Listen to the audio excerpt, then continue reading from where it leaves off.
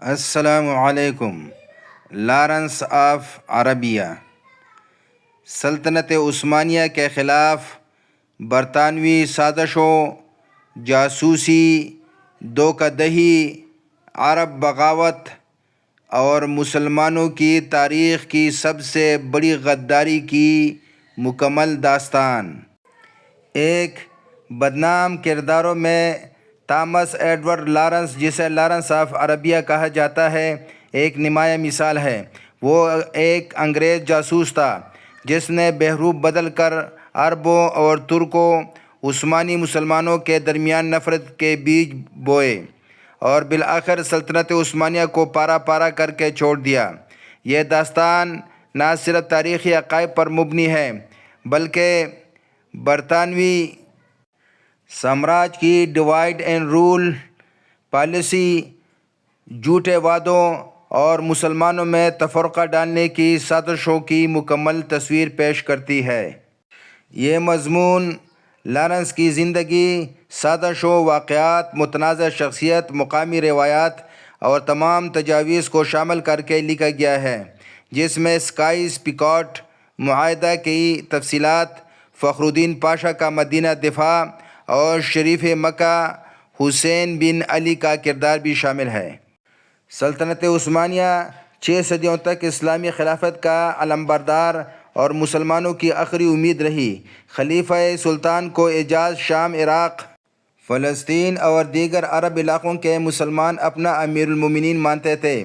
پہلی جنگ عظیم 1914 عیسوی سے لے کر 1918 عیسوی میں عثمانی فوجیں گلیلوپولی کی لڑائی میں برطانوی عملوں کو روک کر رکھ دیا تھا۔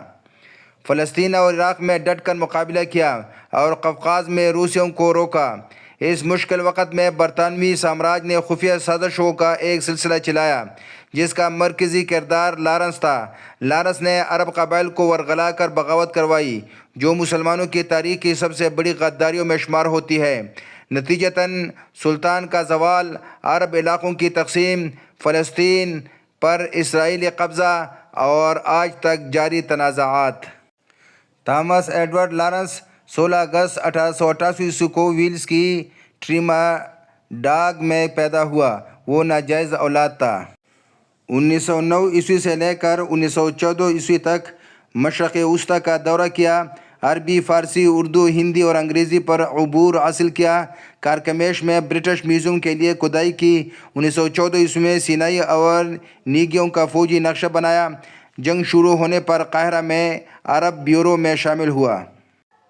کہا جاتا ہے کہ وہ یہودی النسل تھا یا وہ اینگلو آئرش تھا۔ برطانوی سازشوں کا آغاز مک ماہن حسین اور حسین خط و کتابت 1915 عیسوی سے لے کر 1916 عیسوی سے ہوا۔ سر ہنری مک ماہن نے مکہ کے شریف حسین بن علی کو آزاد عرب سلطنت کا جھوٹا وعدہ کیا، مگر مئی 1916 عیسوی میں سکائز پیکاٹ معاہدہ خفیہ طور پر ہو چکا تھا، جس میں برطانیہ مارک سائیکس اور فرانسوا جارج پیکاٹ نے عثمانی عرب علاقوں کو تقسیم کر لیا۔ شام اور لبنان فرانس کو، عراق اور فلسطین بشمول بیت المقدس کے علاقے برطانیہ کو، جبکہ بعض علاقے بین الاقوامی کنٹرول میں رکھے گئے۔ یہ معاہدہ عربوں کی آزادی کے وعدوں کی مکمل تردید تھا اور جنگ کے بعد عرب علاقوں کو مینڈیٹس کالونیاں میں تبدیل کرنے کی بنیاد بنا۔ عربوں کو اس معاہدے کی خبر نہ تھی، مگر لارنس اور برطانوی حکام مکمل آگاہ تھے۔ یہ معاہدہ عرب بغاوت کی بنیاد پر دھوکہ دہی کی سب سے بڑی مثال ہے، جس نے عربوں کو آزاد سلطنت کا خواب دکھا کر انہیں تقسیم کر دیا۔ شریف حسین بن علی شریف مکہ کا کردار اس غداری کا مرکزی تھا۔ وہ ہاشمی خاندان سے تھا اور مکہ کا امیر تھا۔ عثمانی خلافت کے ماتحت خوشحال تھا، مگر برطانوی وعدوں پر یقین کر کے جون 1916 عیسوی میں بغاوت کا اعلان کیا۔ اس نے اپنے بیٹوں فیصل اور عبداللہ کو قیادت سونپی۔ شریف حسین نے خلافت کے خلاف بغاوت کی، جو مسلمانوں کے لیے امیر المومنین کی حیثیت رکھتی تھی۔ اسے اقتدار کا لالچ دیا گیا کہ وہ عربوں کا بادشاہ بنے گا، مگر سائیکس سائکس پیکاٹ اور بالفور ڈکلیریشن سے اس کا خواب چکناچور ہوا۔ جنگ کے بعد وہ حجاز کا بادشاہ بنا، مگر 1924 سے لے کر 1925 میں عبدالعزیز ابن سعود نے اسے شکست دی اور حجاز سے نکال دیا۔ اس کی بغاوت نے عثمانی خلافت کو پیچھے سوار کیا، جبکہ سلطنت برطانوی اور روسی عملوں سے اس وقت لڑ رہی تھی۔ ترک مورخین اسے خلافت کی غداری کہتے ہیں۔ عرب بغاوت 10 جون 1916 کو مکہ میں شروع ہوئی۔ لارنس اکتوبر 1916 میں جدہ پہنچا، فیصل کو قائد بنایا۔ حکمت عملی: حجاز ریلوے لائن کو دھماکوں سے تباہ کر کے ترک اور عرب کا رابطہ منقطع کیا۔ شریف حسین کو اقتدار کا لالچ دے کر بغاوت پر اکسایا۔ ڈیوائیڈ اینڈ رول کامیاب ہوئی۔ بعد میں تاج عبدالعزیز ابن سعود کو ملا اور آل سعود میں منتقل ہوا۔ لارنس نے عربوں میں خود کو سچا مسلمان ظاہر کیا۔ قرآن، حدیث، فقہ سیکھی، نماز، امامت اور مدرسہ میں شرکت کی تاکہ مبلغ اور پیر کی طرح مقبول ہو، مگر یہ جاسوسی تھی۔ لارنس سازشی تھا جس نے امت میں تفرقہ ڈالا۔